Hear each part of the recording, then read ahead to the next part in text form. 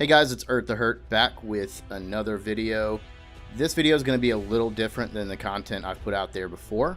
What I'm going to attempt to cover today is Battlefield 4 leading into Battlefield 1, what the differences are, what I liked about each of those games, what I didn't like, and also what I'm hoping for in Battlefield 5. That's the new game coming out from EA here.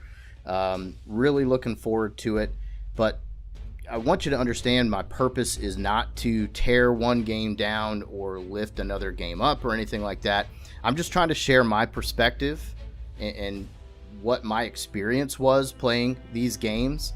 And I'm somebody that's been playing in this franchise since Battlefield 2142. I played Battlefield 2 Bad Company, a couple thousand hours in Battlefield 3, a couple thousand in Battlefield 4, and Battlefield 1, it turns out I've only got a couple hundred hours in that. But so let me go ahead and just jump right in. I think one of the biggest issues that I saw moving from Battlefield 4 to Battlefield 1 is poor team balancing. And really, you can't say too many positive things about the team balance in Battlefield 4. But if you had a really unbalanced round, then what you typically saw before the next round was a lot of players being shuffled back and forth between those two teams. So there was a pretty effective balancer in place. I think it was a lot more effective than the balancer in Battlefield 1. What I see game after game after game in Battlefield 1 is an extremely unbalanced result.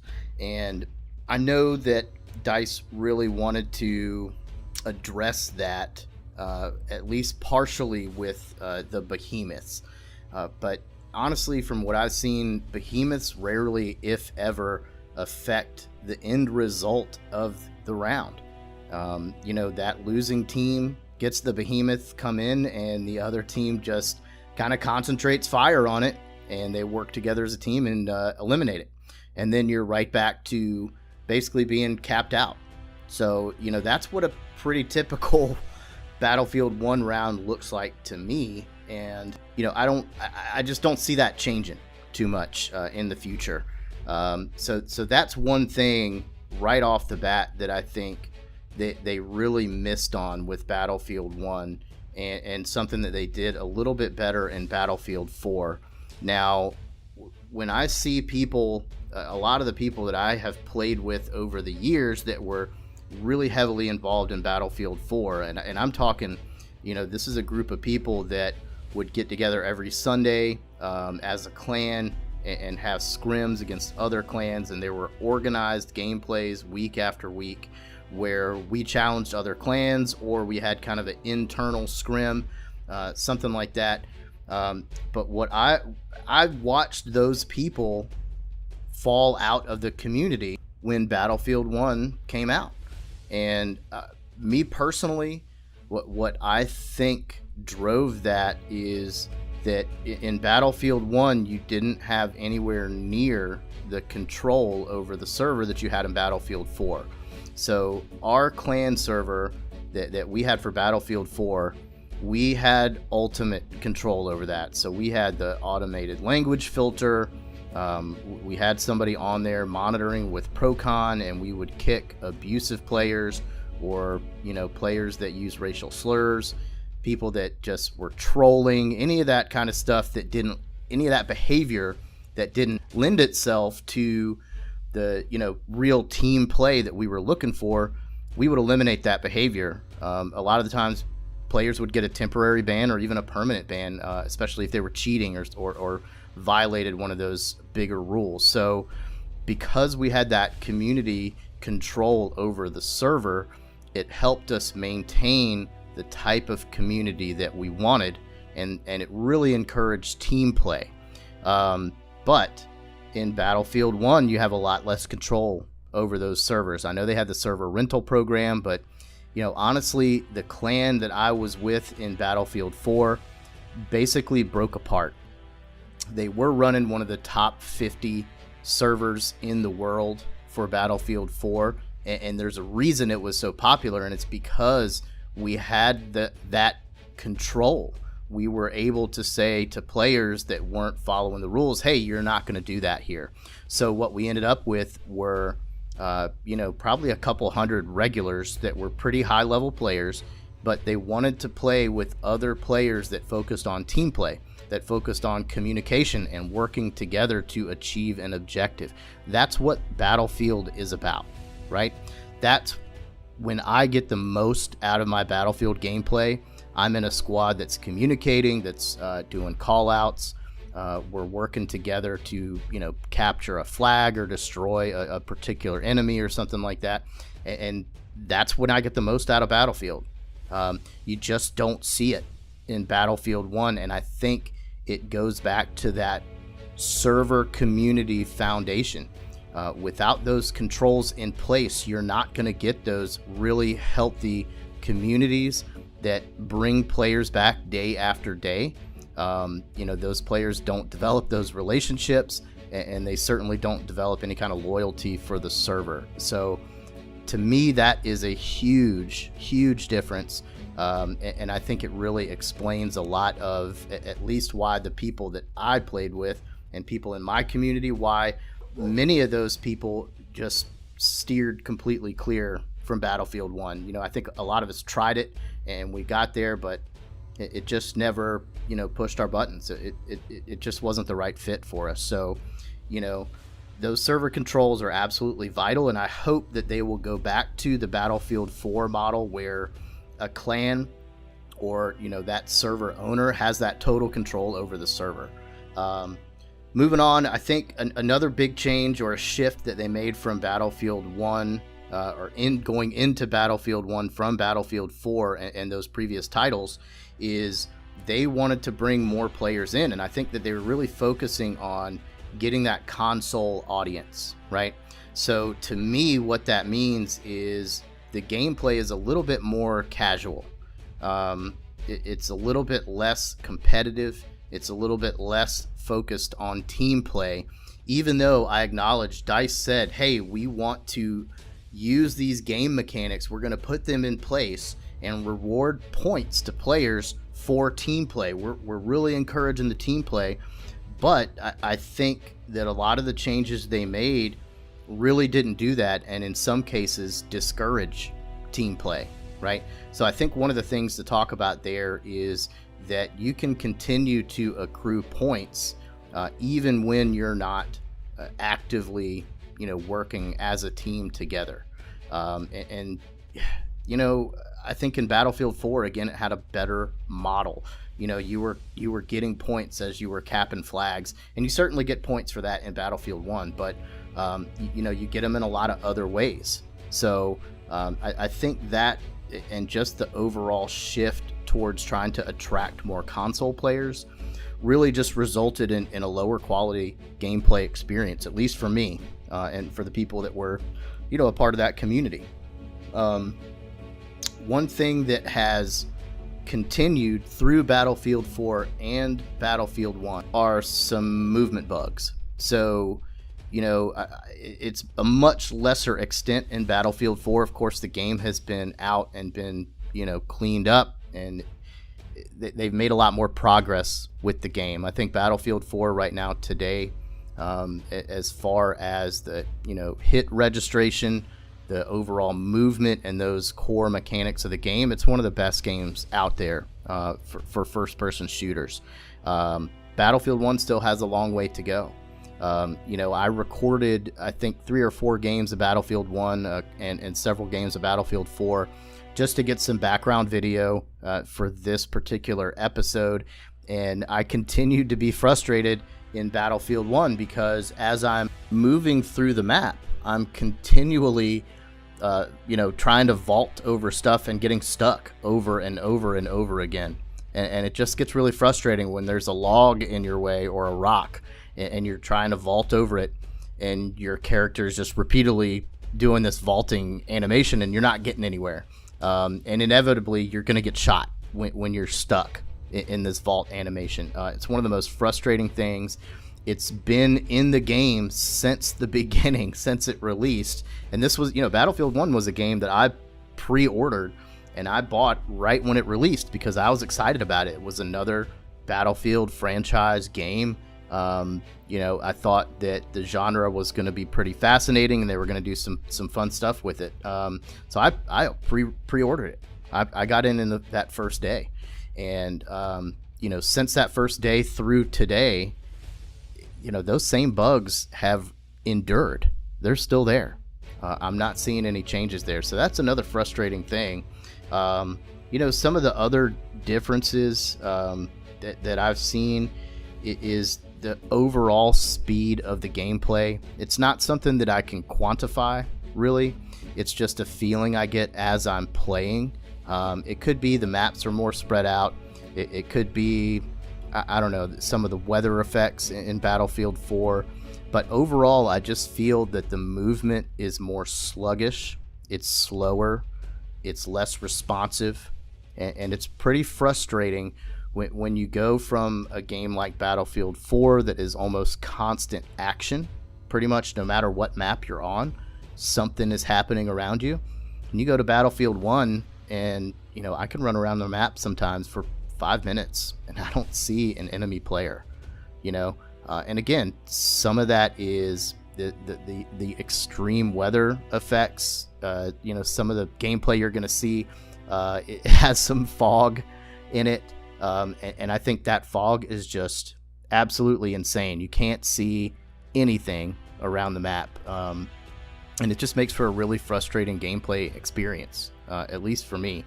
So that's overall speed of the game, just the lack of action sometimes. You know, again, I could find myself going a minute, 2 minutes, 3 minutes, and I'm not encountering any enemy players. And sometimes I'm just asking myself, where is everybody?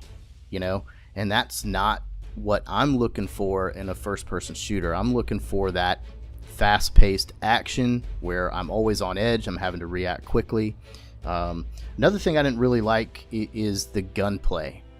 It just feels really imbalanced, and it might be that the time to kill is a little bit different.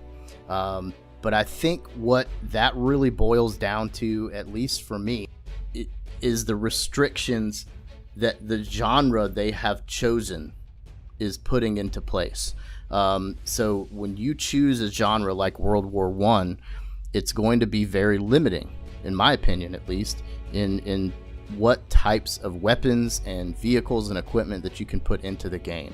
So I think moving from a modern or, you know, near future FPS like Battlefield 4, Battlefield 3, and you move back to a genre like World War I, you're really limiting that gunplay, that overall gameplay experience. So, you know, again, for me, I just don't enjoy the gunplay. I think some of the weapons that are available, it's like an instant kill, no matter where you are, no matter what you're doing. It's really frustrating. And then, you know, I don't see that consistency as I'm playing through the game. It just feels really inconsistent, and sometimes some of the deaths that you have they feel like they were too quick, and it's just not a satisfying gameplay experience. You know, compare that to Battlefield 1. Some of the weapons in there, sure, they're imbalanced as well.